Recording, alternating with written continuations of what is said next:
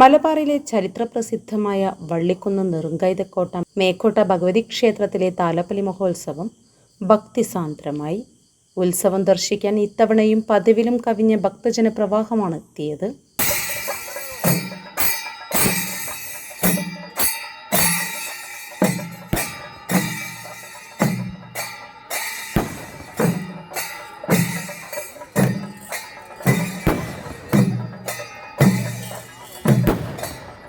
വെള്ളിയാഴ്ച പുലർച്ചെ നട തുറക്കും മുമ്പ് തന്നെ കോഴിക്കോട് മലപ്പുറം ജില്ലയുടെ വിവിധ ഭാഗങ്ങളിൽ നിന്നായി ഭക്തജനങ്ങളുടെ വൻ തിരക്കാണ് അനുഭവപ്പെട്ടത്. രാവിലെയും ഉച്ചയ്ക്കും നടന്ന അന്നദാനത്തിലും നിരവധി പേർ പങ്കാളികളായി. ജനസഹസ്രങ്ങളുടെ അലമാലകൾ പ്രൗഢിയുടെ നെറ്റിപ്പട്ടം ചാർത്തിയ തിരുവെഴുന്നള്ളത്ത്, ദേവിയെ വരവേൽക്കാൻ നിരന്ന സഹസ്ര ദീപങ്ങളുടെ ദീപ്തശോഭ, ഇരമ്പുന്ന പാണ്ഡ്യമേളം, പ്രകമ്പനം കൊള്ളിച്ച വെടിക്കെട്ട് ഇവയെല്ലാം ചേർന്നപ്പോൾ മേക്കോട്ട താലപ്പൊലി ഉത്സവത്തിന്റെ സമാപന നിമിഷങ്ങളിൽ പെയ്തത് പുളകത്തിന്റെ പെരുമഴ. ശനിയാഴ്ച പുലർച്ചെ നടന്ന താലപ്പൊലി ചടങ്ങുകളായിരുന്നു മേക്കോട്ടയിലെ ഉത്സവത്തിന്റെ ഏറ്റവും ഭക്തി നിർഭരമായ കാഴ്ച.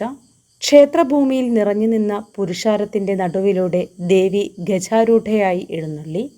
കാതങ്ങൾ അകലെ സ്ഥിതി ചെയ്യുന്ന കളരിത്തറയിൽ കുടികൊള്ളുന്ന സഹോദരിയെ കാണുന്നതിന് വേണ്ടിയായിരുന്നു ആ വരവ്.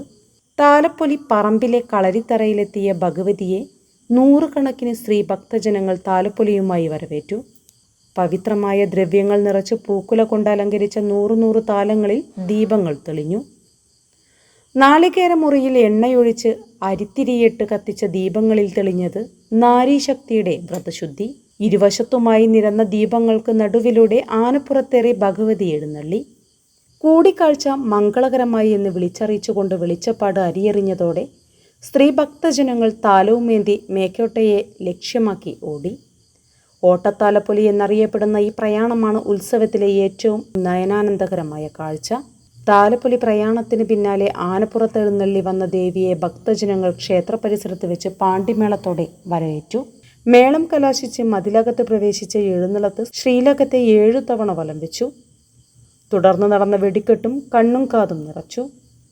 കളംപാട്ടിന്റെ ചടങ്ങുകളോടുകൂടി ഈ വർഷത്തെ താലപ്പൊലി ഉത്സവത്തിന്റെ പരിസമാപ്തിയായി. ഇനി 7ാം പുണ്യാഹ ദിവസം എന്നറിയപ്പെടുന്ന ദിനം വരെ ക്ഷേത്രത്തിൽ നടയടഞ്ഞു കിടക്കും. പരപ്പനാടൻ പൾസ്.